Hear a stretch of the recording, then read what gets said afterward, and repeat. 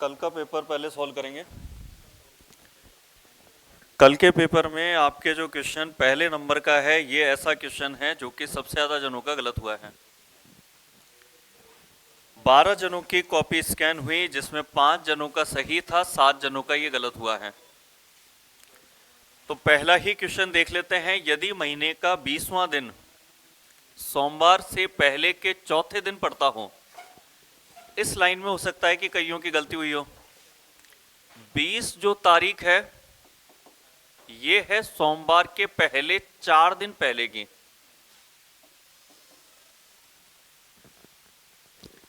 महीने का 20वां जो दिन है वो सोमवार से पहले पड़ता है 4 दिन, यानी कि सोमवार से 4 दिन पहले तारीख अगर 20 है तो सोमवार से 4 दिन पहले का वार 20 तारीख का होगा। और सोमवार से 4 दिन पीछे आए तो सोमवार से 1 दिन पीछे रविवार होगा, 2 दिन पीछे शनिवार, 3 दिन पीछे शुक्रवार और 4 दिन पीछे का 20 तारीख का लिखा जाएगा गुरुवार।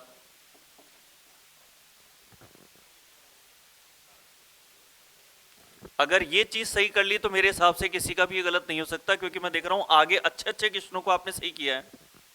चौथे नंबर का क्वेश्चन जो अज्ञात दिनांक का होता है वो तो बहुत जनों की प्रॉब्लम होती है, मगर पूरी क्लास में क्वेश्चन नंबर 4 की स्थिति ये थी कि 12 में से 11 का सही है, केवल एक जने का गलत है। तो जब वो क्वेश्चन अपन सही कर सकते हैं तो इस क्वेश्चन में तो कुछ भी नहीं है। गलती केवल ये हो सकती है कि आपने हो सकता है सोमवार जो यहाँ पे लिखा हुआ है वो 20 तारीख का रख करके फिर आगे पीछे गए हों। अगर 20 तारीख का सही वार सोमवार से 4 दिन पहले गुरुवार रख दिया तो फिर उस महीने की पहली तारीख को सप्ताह का कौन सा दिन होगा ये पूछा है। तो अगर 20 तारीख का वार पता है और 1 तारीख का वार निकालना है तो दिनों का अंतर करेंगे। 20 तारीख से 1 तारीख में दिनों का जो अंतराल बैठेगा वो कितने दिन का बैठेगा? 19 में 7 का भाग देंगे तो 7 दूनी 14 के बाद में शेष कितना बचेगा? और 5 अगर शेष बचा तो 5 दिन पीछे जाएंगे, और 5 दिन पीछे अगर गुरुवार से जाएंगे तो गुरुवार से 5 दिन पीछे जाने पर जो सही उत्तर है वो क्या मिलेगा हमें? शनिवार। यही ऐसा क्वेश्चन था जो क्लास में बहुत जनों का गलत हुआ कि सही करने वाले 40% है, गलत करने वाले 60% है।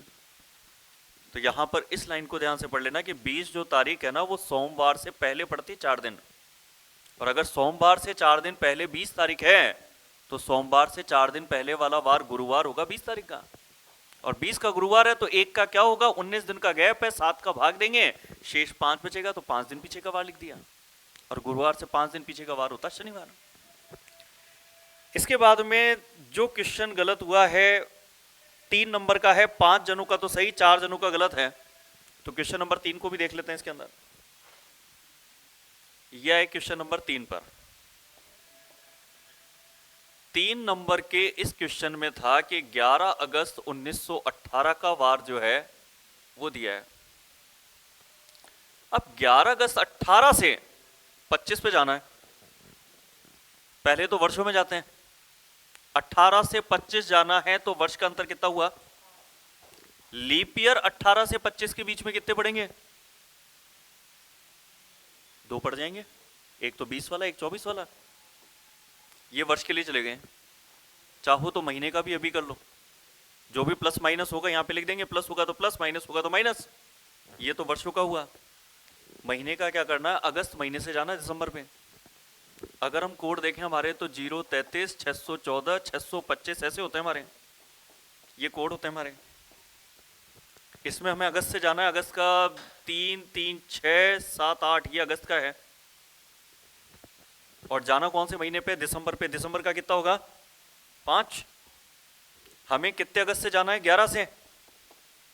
और दिसंबर में कितनी तारीख पे जाना है? 4 पे। यहां टोटल 11 और 2 का कितना बैठेगा? और यहां 5 और 4 का टोटल कितना बैठेगा? और 13 तारीख से 13 से अगर 9 पे जाना है तो पीछे जाना है। 13 से 9 कम होता है, यानी कि -4 कर दो आप यहां, क्योंकि हमें जो वार पता लगा वो अगस्त महीने का लगा, क्योंकि 11 अगस्त से अगर जा रहे हैं तो 11 अगस्त पे पहुंचेंगे पहले, क्योंकि वर्षों से जब हम जाते हैं ना तो तारीखें सेम होती है। अगर 25 जनवरी से जा रहे हो तो उस वर्ष में 25 जनवरी को ही पहुंचोगे।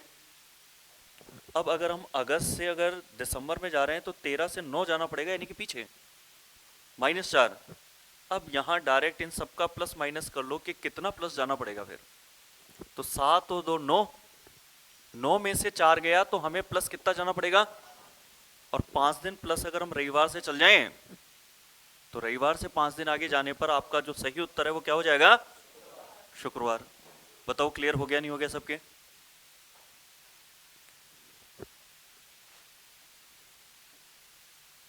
अज्ञात दिनांक का प्रश्न तो खैर आप लोगों ने बहुत ही बढ़िया तरीके से सॉल्व किया ही है, कोई दिक्कत ही नहीं है इसमें, क्योंकि पिछली 2 क्लास में हमने यही पढ़ा था। 26 नवंबर 1994 को सप्ताह का कौन सा दिन होगा। तो हम जानते हैं कि शताब्दी कौन सी है, 19वीं। 19वीं शताब्दी में जाने के लिए क्या करते हैं, एक 94 वर्ष में कितने कंप्लीट हो गए, 94 में से 93 तो पूरे कंप्लीट हो गए, 94 से एक कम करके 93, 96 तक तो होते हैं 24 लीप वर्ष। और अगर 93 तक की बात करेंगे तो 24 की जगह कितने हो जाएंगे। और ये निकालते कैसे हैं वैसे, ये ऐसे निकालते हैं कि अगर 93 में निकालना है या 94 में निकालना है तो 4 का भाग देंगे, 4 दूनी 8, 1 बचने पर 13 हो गया, 4 तिया 12, तो ये आ गया 23 ऐसे।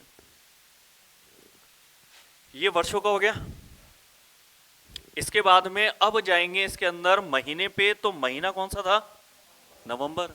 नवंबर का आप जानते हो लास्ट के नंबर ये होते हैं, ये दिसंबर ये नवंबर, नवंबर का 3 होता है। और नवंबर में तारीख कौन सी है, 26, ये प्लस 26 कर दिया।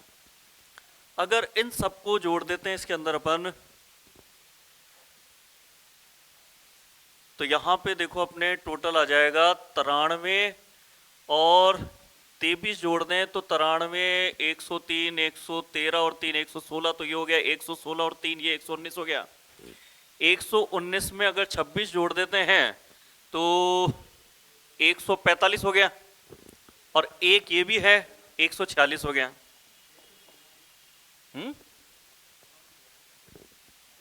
कुछ गलत है क्या। 19वीं शताब्दी में 1 हो गया, 94 का 93 हो गया, 23 के अंदर लीप ईयर हो गए, 3 अपने नवंबर का हो गया, और 26 इसके अंदर दिनांक हो गए। ठीक है, तो अब इसके अंदर टोटल 146 अगर हो गया अपने, तो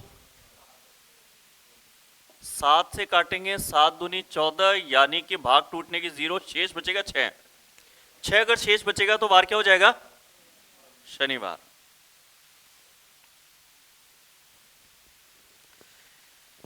इसके बाद इसमें और कोई क्वेश्चन था क्या,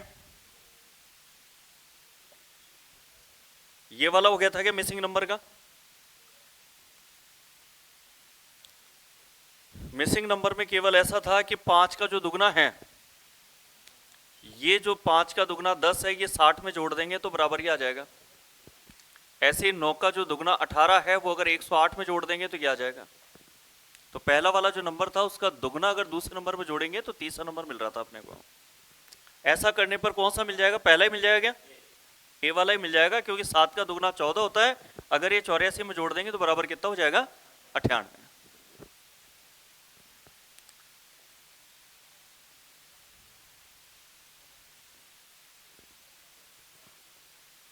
अब लेंगे चैप्टर क्लॉक। घड़ी जो चैप्टर है, इस चैप्टर में जैसे कैलेंडर के अंदर बहुत सारे फार्मूलाज होते हैं, बहुत सारे बेसिक्स होते हैं, वैसे घड़ी में भी होते हैं। मगर जैसे कैलेंडर चैप्टर को हमने आसान बनाया, वैसे घड़ी को भी बना सकते हैं अपन। घड़ी में अगर दर्पण प्रतिबिंब कभी भी ज्ञात करना है तो दर्पण का प्रतिबिंब हमेशा उल्टा होता है, दाएं बाएं के रूप में। कि अगर किसी घड़ी में 3 बज रहे होंगे तो वो दर्पण में देखने पर दिखाई देते हैं 9। 3 बजे का दर्पण प्रतिबिंब अगर जैसे पास में यहां पर दर्पण रख दें अपन और इसको दर्पण में देखें तो 3 की जगह ये जो सुई है दाएं की जगह 3 की जगह ये दिखाती है 9। 3 का दर्पण प्रतिबिंब होता है 9। 2 बजे का दर्पण प्रतिबिंब होता है 10 बजे। 1 बजे का दर्पण प्रतिबिंब होता है 11 बजे। तो बताओ 4 बजे का दर्पण प्रतिबिंब क्या होगा, और 7 बजे का दर्पण प्रतिबिंब कितना होगा। केवल दाएं और बाएं अगर पलट दें तो वो दर्पण प्रतिबिंब होता है। और अगर दाएं बाएं की स्थिति ना हो, जैसे कि फिक्स 12 बजे और 6 बजे, तो इनका दर्पण प्रतिबिंब होता ही नहीं है। 12 बजे का समय दर्पण में 12 दिखेगा और 6 बजे का समय भी 6 बजे दिखेगा। केवल दाईं तरफ अगर कोई सुई झुकी हुई है तो उसका झुकाव बाईं तरफ हो जाएगा। और इसको हम डायरेक्ट ये भी कहते हैं कि किसी भी समय को 12 बजे में से घटा दें तो दर्पण प्रतिबिंब समय आ जाता है। जैसे मान लो अपने को 4 बजे का दर्पण प्रतिबिंब 8 चाहिए, तो 4 बजे को घटा दो 12 में से, तो दर्पण प्रतिबिंब समय आ जाएगा 8 बजे। कई बार प्रश्न उल्टा भी आ सकता है कि अगर दर्पण में 8 बजे दिख रहे हैं तो वास्तविक समय कितना है, तो 4 है। और इसको भी निकालने का तरीका वही है कि अगर दर्पण समय भी दिया है तो दर्पण समय को भी आप घटा सकते हो 12 में से। दर्पण समय को भी यदि घटाते हैं 12 में से तो वास्तविक समय ज्ञात किया जा सकता है। तो दोनों के लिए लॉजिक सेम है, किसी भी समय को यदि 12 बजे में से घटाएं तो दर्पण समय भी निकाल सकते हैं और वास्तविक समय भी निकाल सकते हैं। अब यदि समय के अंदर घंटे के साथ में मिनट आ रहे हों तो 12 बजे के समय को भी घंटे और मिनट में ही बोलते हैं फिर अपन। और 12 बजे के समय को अगर घंटे के साथ मिनट में कहें तो वो समय कहलाता है 11:60 का। 11:60 और 12 बजे एक ही बात होती है। अगर समय अपने को दे दिया जाए 2:20 का, तो 2:20 कहा है तो मिनट जो हमें मिलेंगे आंसर में वो मिलेंगे 40। और इसको कैसे हल करते हैं, 11:60 में से आप 2:20 को घटाओगे, 60 में से 20 घटाओगे तो बताओ 40वां मिनट आएगा नहीं आएगा, ये वाला आ जाएगा। और यहां बेसिक भी देख रहे हैं अपन कि मिनट की जो सुई 4 पर थी वो मिनट की सुई दर्पण में देखेंगे तो 8 पे दिखेगी, यानी कि 40वें मिनट पे दिखेगी। और अगर घंटे की सुई की बात करें तो 11 में से 2 घटा देंगे तो क्या आएगा, 9:40, क्योंकि जो सुई हमारी यहां पर 2 और 3 के बीच में है दर्पण में वो दिखाई देगी यहां पर, क्योंकि जो सुई है 2:20 हुए हैं तो घंटे की सुई 2 से थोड़ा सा आगे होगी इस जगह पे। अब वो जो इस जगह पे होगी वो बिल्कुल सीधे में लाएंगे तो वो 9 से आगे होगी, और 9 से 10 के बीच में कहीं पर भी घंटे की सुई हो तो कितने बज करके बोलते हैं, 9 बज करके बोलेंगे अपन। तो समय हो गया 9:40, क्योंकि 40 मिनट हो गए हैं तो घंटे की जो सुई है वो 10 के बिल्कुल नजदीक होगी लगभग। अगर समय ऐसा हो जो कि रेलवे समय सारणी के अनुसार हो या बस स्टैंड पे जो समय सारणी होती है वो सारणी होती है 24 घंटे की, वहां पे लिखा होता है ट्रेन आएगी 15 बजे, ट्रेन आएगी 14:35 पर। अगर समय सारणी 24 घंटे के अनुसार हो तो फिर उस स्थिति में समय 12 बजे से ऊपर का यदि 13 बजे, 15 बजे, 18 बजे बोला जाए तो 18 बजे 11 में से तो घटेंगे नहीं, क्योंकि बड़ी संख्या से छोटी संख्या घटती है। तो फिर हम घटाते हैं 24 घंटे में से, और 24 घंटे के समय को अगर घंटे और मिनट में कहना हो तो 24 घंटे के समय को घंटे और मिनट में कहना हो तो कहा जाता है 23:60। तो अगर समय कभी भी आपको ऊपर का मिल जाए 11 बजे से ऊपर का कि 12:30 का दर्पण बताओ, या 13:15 का बताओ, या फिर 18:37 का बताओ, तो आपको घटाना है 11 बजे से ऊपर का होने पर 23:60 में से। जैसे अगर हम कह देते हैं कि 18:35 का निकालना है, 18:35 का निकालना है तो 60 में से 35 गए तो 25 बच गए, और 23 में से 18 गए तो कितने बच गए, तो फिर उत्तर हो जाएगा 5:25 दर्पण प्रतिबिंब समय होगा। अब इस पर कुछ क्वेश्चन आपको बता देते हैं इसके अंदर। जैसे ये क्वेश्चन है 5:25 अपराह्न, पूर्वा वाला समय सुबह का होता है, अपराह्न वाला समय शाम का होता है, पीएम एएम जो अपन कहते हैं। 5:25 का समय है तो शीशे में अगर उस घड़ी में कितने बजे दिखाई देंगे फिर, कि 5:25 के समय को अगर किसी शीशे में देखेंगे तो समय कितना दिखाई देगा। तो 5:25 को कितने बज के कितने मिनट में से घटाना पड़ेगा, 11:60 में से। 60 में से 25 गए तो 35, और 11 में से 5 गए तो आपका आंसर हो गया 6:35 शीशे में दिखाई देगा।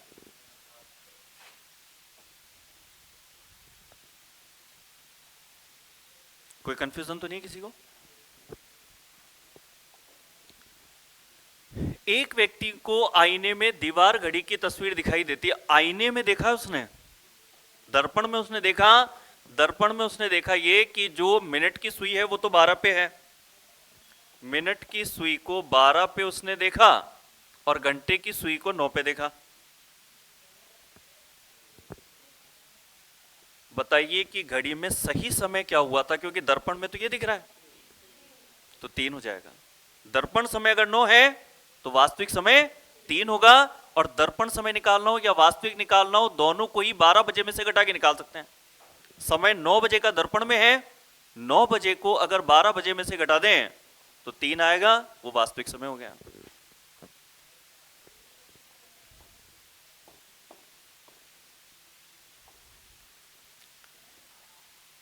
ये चीज हमने समझ ही ली कि अगर समय 11 बजे से ऊपर का होगा अगर कोई भी, तो हम घटाएंगे 11:60 में से।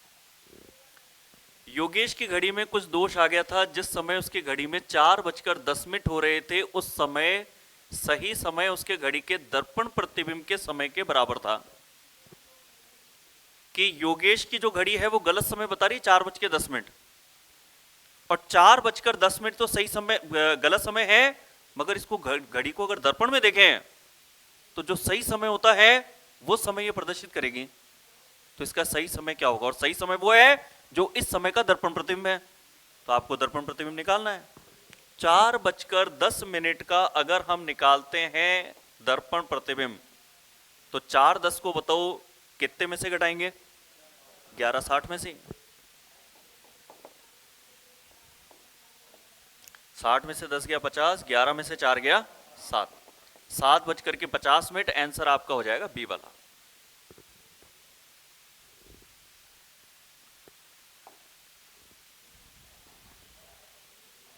ये क्वेश्चन थोड़ा सा अच्छा क्वेश्चन है।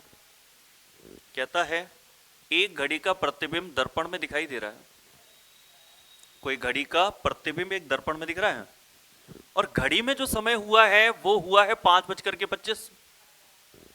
5:25 एक घड़ी में समय हुआ है। अगर दर्पण में, ये दर्पण है, दर्पण में बने घड़ी के प्रतिबिंब का, ये जो दर्पण में प्रतिबिंब दिख रहा है, इस प्रतिबिंब का किसी दूसरे दर्पण में पुनः प्रतिबिंब दिखाई दे, इसका भी दूसरे दर्पण में, तो इस दूसरा वाला जो दर्पण है, इस दूसरे दर्पण में बने घड़ी के प्रतिबिंब में क्या समय प्रदर्शित हो रहा होगा? यानी कि किसी समय के दर्पण प्रतिबिंब का भी दर्पण प्रतिबिंब करना है, तो वो सेम हो जाएगा वो। क्योंकि होता यह है कि जो घड़ी होती है उसमें अगर हम एक बार दर्पण प्रतिबिंब करते हैं, जैसे 3 से करेंगे तो 9 आ जाएगा, मगर दोबारा अगर करेंगे तो 9 से वापस ही 3 आ जाएगा।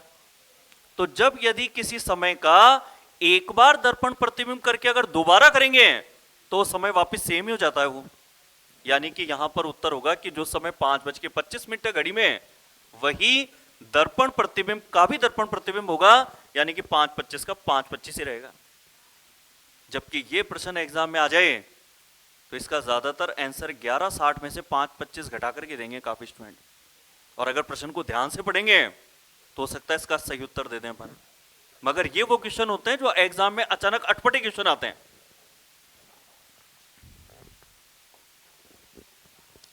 ये अपने 23:60 वाले नियम का भी क्वेश्चन आ गया। 12:35 का समय हो रहा है, यानी कि 11 बजे से ऊपर का, तो 11:60 में से तो घट नहीं पाएगा। अगर समय 12:35 हो रहा है और फिर दर्पण प्रतिबिंब निकालना है तो घटाएंगे 23:60 में से। 60 में से 35 जाएगा तो 25 हो जाएगा, और 23 में से 12 जाएगा तो 11 हो जाएगा। यानी कि जो दर्पण प्रतिबिंब समय है वो होगा 11:25। इसके अलावा एक क्वेश्चन जो एग्जाम में 2016 और 18 के बीच में आया था, ये क्वेश्चन, किसी घड़ी को उल्टा करने के बाद दर्पण प्रतिबिंब करना, कि घड़ी में जो समय हो रहा है पहले उस घड़ी को उल्टा कर दो और उसके बाद में दर्पण प्रतिबिंब निकालना। तो घड़ी को जब उल्टा करके दर्पण प्रतिबिंब करते हैं तो यहां पर घड़ी को उल्टा करने का जो सेंस होता है वो होता है 180 डिग्री घुमाना, क्योंकि एक सेंस तो दिमाग में ये आता है कि ये घड़ी हमें दिख रही थी इस तरीके से, इसको हमने ऐसे उलट करके रख दिया, तो फिर तो कुछ भी दिखना ही बंद हो जाएगा, क्योंकि घड़ी को अगर हमने इस तरीके से उल्टा कर दिया तो घड़ी में समय दिखेगा ही नहीं, तो उसका दर्पण प्रतिबिंब क्या और जल प्रतिबिंब क्या। तो घड़ी को उल्टा करने का मतलब इस तरीके से नहीं है, घड़ी को उल्टा करने का मतलब है इस तरीके से कि जो सुई 3 पर होगी उल्टा करने पर वो 9 पे आ जाएगी, क्योंकि हम उल्टा करने का सेंस ले रहे हैं 180 डिग्री, और 180 डिग्री में क्या होता है कि 3 वाली सुई दिखेगी 9 पर, और जो सुई 2 के और 3 के मध्य है वो इसके जस्ट अपोजिट आएगी यहां पर। 2 से जस्ट अपोजिट होता है 8, 12 के अपोजिट होता है 6, 11 के अपोजिट होता है 5, 10 के अपोजिट होता है 4, 1 के अपोजिट होता है 7। इनको कहते हैं 180 डिग्री। वो कहता है इस तरीके से घड़ी को 180 डिग्री घुमाओ, जिसको वो कहता है उल्टा करना। और उल्टा करने के बाद में जो स्थितियां सुइयों की आएगी फिर उनका दर्पण प्रतिबिंब करना। तो अगर जैसे ये वाला समय है, अगर इसको हम उल्टा कर दें तो उल्टा करने पर स्थिति होगी ये 9 पर, और जो सुई 2 बजे से हल्का सा आगे निकल गई, क्योंकि 2:15 हो रहे हैं तो 2 से थोड़ा सा आगे निकलेगी। अब अगर 2 से आगे निकलेगी तो यहां पर ये जो सुई की स्थिति है ये 8 से थोड़ा सा आगे निकलेगी।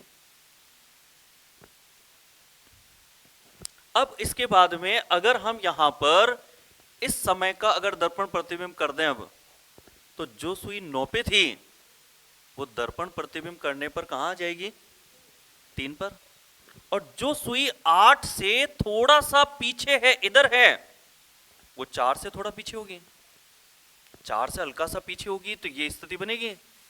ये है घड़ी को उल्टा करने के बाद में और दर्पण प्रतिबिंब निकालना, जिसको अगर डायरेक्ट हल करना है तो इसका तरीका है 17:30 में से घटा दो।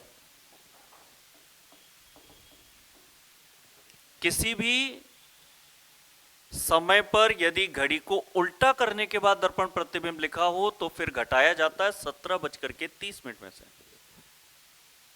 और अगर डायरेक्ट आंसर बताने हो तो यहां पर क्या होता है, जब किसी घड़ी को हम उल्टा करने के बाद दर्पण करते हैं तो समय अगर आपसे कहता है कि भाई 2:05 हुए हैं, तो 5 मिनट का आंसर होता है 25 मिनट डायरेक्ट। इसमें चलता है इस तरीके से, अगर 10 मिनट कह दे तो आंसर होगा 20 मिनट, अगर 40 मिनट कह दे तो आंसर होगा 50 मिनट, अगर 55 मिनट कह दे तो होगा 35 मिनट। दर्पण प्रतिबिंब में तो मैं इस तरीके से चलने के लिए कह रहा था, मगर जब किसी घड़ी को उल्टा करने के बाद में कहा जाता है ना, तो सुइयों की स्थितियां ऐसे चेंज होती हैं, और 12 वाली जो सुई है वो हो जाएगी 6 पे। मगर जब इस तरीके से चेंजेस होते हैं ना, तो जो चेंजेस नहीं होते हैं जिनके, वो होते हैं 3 वाले। जैसे भी आपने देखा था 3 पर जो सुई थी वो घूम फिर करके वापस 3 पे आ गई। दोनों तरीके से अगला क्वेश्चन मैं बता देता हूं आपको। जैसे ये वाला क्वेश्चन है, इसका तरीका तो हमें पता है, 17:30 में से घटा करके डायरेक्ट ही ले आएंगे। सबसे बढ़िया तरीका तो वही है। चलो, यहां पर दर्पण के सामने उल्टा रखा जाता है इस घड़ी को, तो घड़ी के प्रतिबिंब में 7:25 का समय कैसा दिखाई देगा। घड़ी को उल्टा करके हमने प्रतिबिंब दिखाया है, तो फिर 7:25 वाला जो समय है वो कैसा दिखेगा। तो सीधा तरीका तो ये है कि 7:25 है, इस 7:25 को कितने में से घटा दिया जाए, 5 मिनट आ गया, इधर 17 में से 7 गया तो 10 आ गया, 10:05 ये आपका आंसर होगा फर्स्ट वाला। अब यदि इस चीज को बेसिक तरीके से करें तो, हालांकि पसंद आपको यही वाला आ रहा होगा, फिर भी एक क्वेश्चन में बेसिक से बताता हूं इसका मैं। समय 7:25 का आता, 5 मिनट तो देखो डायरेक्ट ही आ जाएगा इसमें। 5 मिनट कैसे आएगा, तो देखो इसमें 7:25 का था, 25 का आता, तो मैंने थोड़ी देर पहले आपको कहा था कि आंसर डायरेक्ट ही हो जाता है, इसलिए 5 मिनट जो आपके आंसर आया वो इसलिए आया था। 5 मिनट आपके जो आंसर बना वो ऐसे बना था, क्योंकि 5 से ये 1 पे आता है। अगर 20 होता तो आंसर आपके ये आता, अगर आपके 7 होता तो ये आता, 8 होता तो ये आता, और 3 वाला और 9 वाला चेंज होता नहीं। अब आते हैं 7:25 था, इसको कैसे पूरा आंसर बेसिक तरीके से लाएं, वो तो रटने वाली चीज थी। तो ऐसा है 7:25 में ये 25वां मिनट, और 7:25 में ये घंटे की सुई 7 से थोड़ा आगे होगी। इसका तो हमने देख ही लिया। अगर 7 और 8 के बीच में है तो ये होगा 10 के और 11 के बीच में। भाई 7 से तो ये हो गया, 8 से ये हो गया, दोनों के बीच में सुई है अभी। तो अब कहां बीच में होगी? इन दोनों के, और इन दोनों के बीच में अगर घंटे की सुई होगी तो समय 10 बज के बोला जाएगा। इसीलिए आपने देखा होगा वहां पर जो आंसर आ रहा था वो आ रहा था 10:05। और अगर इसको और बेसिक डेप्थ में और जाना चाहो तो ये लो, एक क्वेश्चन तो पूरा डेप्थ में ले लो जितना चाहो। 7:25 के समय को पहले तो उल्टा करके बता देता हूं, घड़ी में दिखेगा कैसे। 25वां मिनट है, पहले मिनट को समझो। घड़ी को उल्टा करेंगे तो उल्टा करने पर 180 डिग्री लेके जाएंगे। बताओ यहां तक समझ में आया नहीं आया? घड़ी को उल्टा कर दिया, मिनट की सुई 5 की जगह 11 पे चली गई। अब उल्टा करने के बाद दर्पण प्रतिबिंब करेंगे, 11 वाली सुई का दर्पण प्रतिबिंब कितने बजे पे दिखाई देगा? सही बात है ना? ऐसे ही चलता है दाएं बायां। तो आपके जो 5 मिनट आंसर आया वो तो ऐसे आया। अब घंटे की सुई का समझ लो, घंटे की सुई की स्थिति 10 बजे और 11 बजे के बीच में कैसे आएगी? 7:25 का हाथ तो घंटे की सुई 7 से आगे होगी। 180 डिग्री लेकर के जाओगे तो ये 180 डिग्री ऐसे जाएगी कि 7 से तो 1 होता है, और 7 से अगर आगे होगा तो 1 से आगे होगा। घड़ी को उल्टा कर दिया अपन ने। घड़ी को उल्टा करने के बाद में अब दर्पण प्रतिबिंब करेंगे तो दर्पण प्रतिबिंब 1 और 2 के जस्ट सामने, यही होता है ना 10 से 11 के बीच की स्थिति। दाएं बाएं ऐसे दर्पण प्रतिबिंब करते हैं। और अगर ये वाली सुई 10 और 11 के बीच में शो होगी घंटे की सुई, तो समय तो 10 बज के बोला जाएगा। ये तो बिल्कुल बेसिक हो गया।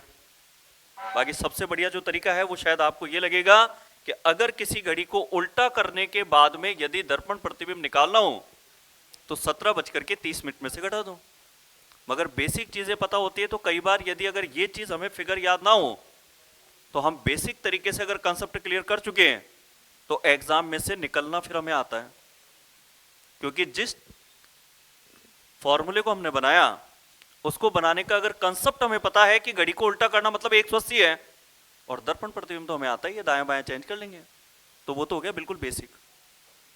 अब समय अगर ऐसा हो जो 5:40 का निकालना हो तो 40वां मिनट लेते ही 30 में से घटेगा नहीं। तब यहां पर लॉजिक ये नहीं गणित की तरह लगाओ कि यहां से 1 घंटा कम करके 16 कर दें और यहां पे 90 कर दें, नहीं, यहां पर लॉजिक अलग चलता है।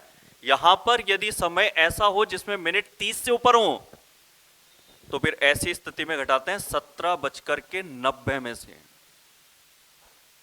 और 17:90 में से इसलिए घटाते हैं क्योंकि ये जो समय की स्थिति होती है ना, ये लगभग की होती है जब किसी घड़ी को उल्टा करने के बाद दर्पण प्रतिबिंब करते हैं, तो आधा घंटे की इसमें एरर चलती है इसके अंदर।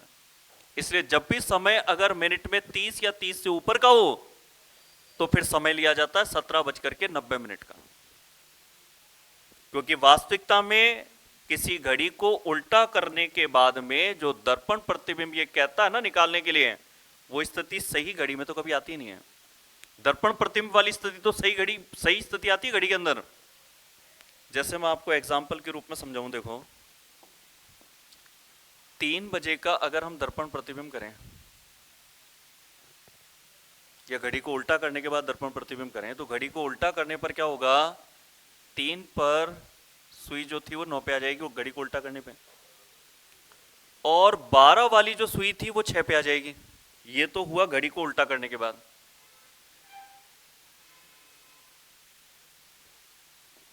घड़ी को उल्टा कर दिया अपन ने। अब इसका दर्पण प्रतिबिंब करते हैं।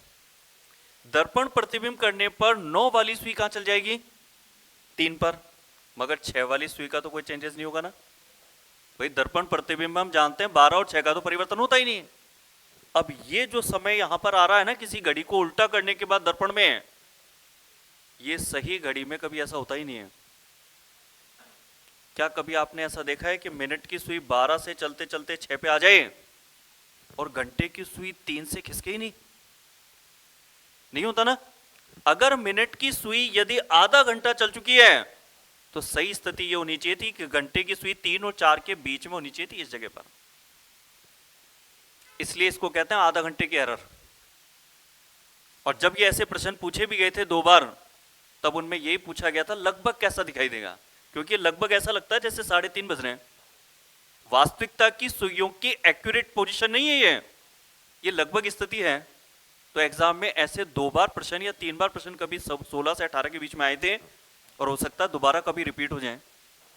रिपीट हो जाए तो नियम अगर ये याद है आपको 17:30 वाला तो बेटर है, नहीं याद है तो बस इतना सा कंसेप्ट याद रखो कि घड़ी को उल्टा करने का मतलब जस्ट अपोजिट लेकर के जाना 180।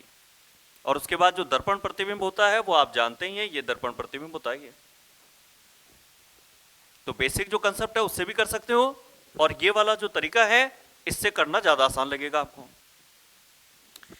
अब घड़ी के इन क्वेश्चंस के बाद में अगर थोड़ा सा बेसिक हम समझें घड़ी के इन पॉइंट पर, घड़ी का ये है बेसिक कंसेप्ट वाला पॉइंट। अगर किसी को घड़ी के 2 ये नियम पता हो तो घड़ी का कोई सा भी क्वेश्चन हल किया जा सकता है, चाहे फॉर्मूले याद हो या ना हो। बेसिक कंसेप्ट ये होता है कि 1 मिनट में मिनट की जो सुई चलती है वो 6 डिग्री के बराबर चलती है वो। इसको कैसे तय करें? जैसे मिनट की सुई है, इसको हम 12 से यदि लेकर के आए 3 पर तो मिनट तो 15 कहलाते हैं। मगर कोण अगर पहचानेंगे तो 12 से 3 पर आने का मतलब कितना डिग्री होगा? 90 डिग्री का कोण बनेगा। अगर 12 से 3 तक 90 है तो इसके 3 भाग कर दें अगर अपन, 1 2 3 भाग, तो 90 डिग्री के 3 भाग कर दिए तो जो एक भाग आएगा, ये एक भाग कितने डिग्री का होगा? 30 का होगा। यानी कि हम ये कह सकते हैं कि 5 मिनट चलने पर 30 डिग्री का कोण बनता है। अगर 5 मिनट में 30 डिग्री का कोण बनता है तो अगर हमें 1 मिनट का अगर निकालना हो तो 1 मिनट का कोण 6 डिग्री बनेगा। और ये 1 मिनट भी अगर हम यहां पर देख लें तो वो 1 मिनट का मतलब होता है ये।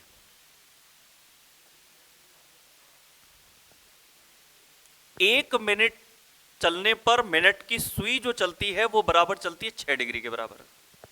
क्योंकि हमारे पास एग्जाम में ऐसे कई क्वेश्चन आए हुए हैं, 5 मिनट में कितना चलेगी, 15 मिनट में कितना चलेगी, 18 मिनट में कितना चलेगी। तो अगर आपको ये पता है पर मिनट में 6 डिग्री चलती है तो 18 मिनट में 18 गुणा 6 कर लेंगे, 20 मिनट में 20 गुणा 6 कर लेंगे, यानी कि जितने भी मिनट का उसको गुणा कितने से कर देंगे? 6 से कर देंगे अपन। अब आते हैं घंटे की सुई पर। घंटे की सुई की जो स्थिति है, ये 1 मिनट में घंटे की सुई आधा डिग्री चल पाती है, जबकि ये चलती थी 6 डिग्री। तो घंटे की सुई का ऐसा होता है, देखो ये घंटे की सुई है, ये घंटे की सुई 12 से 1 पर कब आएगी? जब मिनट की सुई पूरा एक चक्कर लगा लेगी 60 मिनट। अगर मिनट की सुई पूरा एक चक्कर लगा लेती है यानी 60 मिनट चल लेती है तो घंटे की जो सुई है वो 30 डिग्री खिसक जाती है। यानी कि हम ये कहेंगे कि 60 मिनट में घंटे की सुई खिसकी है 30 डिग्री। 60 मिनट में 30 डिग्री का परिवर्तन घंटे की सुई में देखने को मिला है कि मिनट की सुई अगर पूरा एक चक्कर लगाती है 60 मिनट चलती है तब घंटे की सुई 12 से 1 पर यानी 30 डिग्री पर खिसकती है। अगर 60 मिनट में 30 डिग्री खिसकती है घंटे की सुई तो पर मिनट में कितना खिसकेगी? ऐसे निकालेंगे, 60 मिनट में तो चलती है 30 डिग्री, तो पर मिनट में चलेगी 30/60, जिसको हम कितना लिख सकते हैं? 1/2 डिग्री। और 1/2 डिग्री इतना कम होता है कि केवल घंटे की सुई जहां पर है वहां पर हम दोबारा लाइन बना दें तो वो आधा डिग्री को शो कर जाता है, जैसे 12 पे है घंटे की सुई। आधा डिग्री खिसकने का मतलब होता है ये हो गया आधा डिग्री, क्योंकि 1 मिनट बाद जब आप घंटे की सुई को देखते भी हो तो आपको कोई बड़ा परिवर्तन उसमें दिखता नहीं है देखने पर, क्योंकि वो 1 मिनट में परिवर्तन घंटे की सुई में मात्र होता है आधा डिग्री का। मगर इसका फायदा ये होता है कि ऐसे तो हमें इनके फॉर्मूले याद रखने पड़ते हैं जब दो सुइयों के मध्य कोण पूछें। 2024 के जितने भी पेपर थे लगभग सब पेपरों में घड़ी में दोनों सुइयों के कोण वाले प्रश्न आए थे। कोण वाले प्रश्न ऐसे होते हैं जैसे कि समय कह दिया 12:10 पर, तो हम कहेंगे कि 12:10 का निकालना और फॉर्मूला अगर हमें याद नहीं है तो हम इसको ऐसे हल करेंगे कि 12:10 का कहा तो ये 30 डिग्री हो गया और ये 30 डिग्री मिलकर के 60 डिग्री का कोण तो हमें दिख रहा है। मगर क्योंकि 1 मिनट चलने पर घंटे की सुई आधा डिग्री बढ़ती है, तो अगर मिनट की सुई को हमने 10 मिनट पे पहुंचा दिया तो 10 मिनट का मतलब घंटे की जो सुई है वो कितना डिग्री बढ़ेगी? 5 डिग्री, क्योंकि 1 मिनट में अगर आधा बढ़ती है तो 10 मिनट में 5, और अगर 5 डिग्री अगर घंटे की सुई को खिसका देंगे ऐसे, तो फिर ये जो गैप होगा ना ये 60 की जगह 55 का ही रह जाएगा, क्योंकि 5 डिग्री तो घंटे की सुई यहां से बढ़ गई। तो जो गैप 12 से 2 का 60 होता है वो कितना रह जाएगा? 55। ये आपका आंसर हो गया 55 डिग्री। अगर यही 10 मिनट की जगह अगर 20 मिनट होते 12 बज के, तो 10 मिनट होने पे तो 5 डिग्री कम किए थे। 20 मिनट का मतलब ये घंटे की सुई कितना डिग्री बढ़ती है। और तब हम क्या करते, ये जो कोण दिख रहा है ना हमें, ये है 90, तो यहां तक ही हो गया था, 30 और जोड़ देते हैं यानी कि 120 हो गया। 120 डिग्री का कोण होता है 12 से 4 तक का, जिसमें कि हम 10 डिग्री घटा देंगे। आपको पता है क्या कि हमने 10 डिग्री क्यों घटाया? ये क्योंकि घंटे की सुई को फिक्स 12 पे मानना तो गलत होगा ना। अगर मिनट की सुई 20 मिनट चल चुकी है तो 20 मिनट का मतलब घंटे की सुई कितना बढ़ेगी? 10 डिग्री। और घंटे की सुई यहां से अगर 10 डिग्री बढ़ेगी तो 120 वाला गैप 10 कम होकर के कितना रह जाएगा? 110 डिग्री का। अगर मैं और इस पे एग्जांपल दूं कि अगर 20 भी नहीं गए, हम कहें कि भाई 12:15 हुए हैं, तो दिख रहा कोण बताओ कितना है अभी? अगर 15 मिनट चली है मिनट की सुई, तो 15 मिनट का मतलब घंटे की सुई कितना चलेगी? आ रही है क्या बात समझ में? क्योंकि अभी तो हमने फॉर्मूले को तो पढ़ा ही नहीं। फॉर्मूला भी है अपने पास कि मिनट गुणा 11/2 माइनस घंटे गुणा 30, मगर वो रटने वाला तरीका है, ये बिल्कुल कंसेप्ट वाला तरीका है कि ये 12:15 का समय जो 90 डिग्री दिख रहा है, ये 90 डिग्री आंसर नहीं है। यहां पर मिनट घंटे की जो सुई है वो 12 से खिसकेगी और घंटे की सुई 1 मिनट में कितना बढ़ती है? आधा डिग्री बढ़ती है ना 1 मिनट में। तो 15 मिनट में कितना बढ़ जाएगी? और 7.5 डिग्री अगर बढ़ जाएगी तो 90 में से ये 7.5 तो घटाना पड़ेगा ना, और 90 में से 7.5 घटा देंगे तो ये जो आंसर है 82.5, ये आपका राइट आंसर होगा। यानी कि कोई भी प्रश्न कर लो, जितना मिनट होता है ना उसका आधा करते हैं। जब 5-7 क्वेश्चन आप कर लोगे तो मिनट देखते आधा कर लोगे। जैसे मान लो फिर मैंने एक और क्वेश्चन बना दिया ऐसा, इस बार 12 बजे को छोड़ते हैं, इस बार कुछ और लेते हैं, जैसे 3 बज करके लेते हैं 25 मिनट। 60 डिग्री दिख रहा है, मगर इतना जल्दी भी आंसर नहीं देना, देखते ही 60 डिग्री दिख रहा है, मगर घंटे की सुई 3 बजे वाली खिसकेगी और 25 मिनट हो चुके हैं, तो 25 मिनट का आधा कितना खिसकेगी? क्योंकि ये तो हमेशा फिक्स है कि जितने मिनट हुए हैं उस मिनट का आधा परिवर्तन घंटे की सुई का कोण में खिसकने में होता है। तो जो सुई 3 पर थी वो 12.5 डिग्री खिसकेगी, तो 12.5 डिग्री खिसकते गैप कम हो गया, ये रह जाएगा 12.5 कम करके। और अगर 60 में से 12.5 घटा देंगे तो आंसर हो जाएगा 47.5। अब पक्का मेरे हिसाब से समझ में आ रही होगी चीजें, फिर भी मैंने एक और एग्जांपल ले लिया। मैंने एक और एग्जांपल लेकर के इस बार कर दिया 2:30 अब जैसे ही मैंने 30 कहा ना, तो 30 का आधा तैयार रखना, मिनट कहते ही उसका आधा तैयार रखना है, तो फॉर्मूले वालों से आप जल्दी आंसर निकाल लोगे आप। अब जो दिख रहा कोण है वो तो है 120, मगर इस घंटे की सुई को 2 से आप कितना डिग्री खिसकाओगे? 15 डिग्री खिसकाना पड़ेगा, क्योंकि मिनट अगर 30 हो चुके हैं तो 30 मिनट का मतलब घंटे की सुई 30 का आधा कितना खिसकेगी? और यदि ये 15 हम कम कर दें तो बताओ आंसर 15 कम करने पे कितना हो गया? और ये बताओ कंसेप्ट क्लियर हुआ कि नहीं हुआ? हो गया, क्योंकि कल मैं क्या आते इसके फॉर्मूले को भी समझाऊंगा कि एक तो होता है फॉर्मूले से हल करना कि बस 17:30 में से घटा दिया और हमें पता नहीं कैसे आया, मगर 17:30 में से घटा करके घड़ी को उल्टा करके दर्पण प्रतिबिंब वाला क्वेश्चन सॉल्व हो गया। एक तो केवल सॉल्व ही करना है, एक ये है कि वो सॉल्व कैसे हुआ, क्या कारण था, घड़ी में क्या परिस्थितियां बनी थी। तो परिस्थिति जो बनी थी ना वो तो ये है जो हमारे बिल्कुल क्लियर हो गई होगी, क्योंकि पर मिनट में घंटे की सुई आधा बढ़ती है, इसलिए ये जो 2 बजे से लेकर के 6 बजे के बीच जो 120 होता है ना, ये परफेक्ट नहीं होता है, क्योंकि 30 मिनट अगर हो गए तो घंटे की सुई 2 से आगे बढ़ेगी और 2 से आगे बढ़ेगी ये 15 डिग्री, तो जो 120 था उसमें से 15 जो बड़ी थी वो घटा देंगे, राइट आंसर 105 हो जाएगा। इस तरह के जो प्रश्न है ये सोमवार की क्लास में भी हम कंटिन्यू रखेंगे, क्योंकि अभी ये केवल स्टार्ट किया, केवल बेसिक बताया मैंने अभी केवल, क्योंकि ये 2 पॉइंट जिसको पता है ना वो घड़ी के किसी भी तरह के प्रश्न को बिना फॉर्मूलों के हल कर सकता है वो। तो ये 2 पॉइंट इंपॉर्टेंट हैं। आज तो इतना ही कर लेते हैं, बाकी अपन करेंगे सोमवार की क्लास में।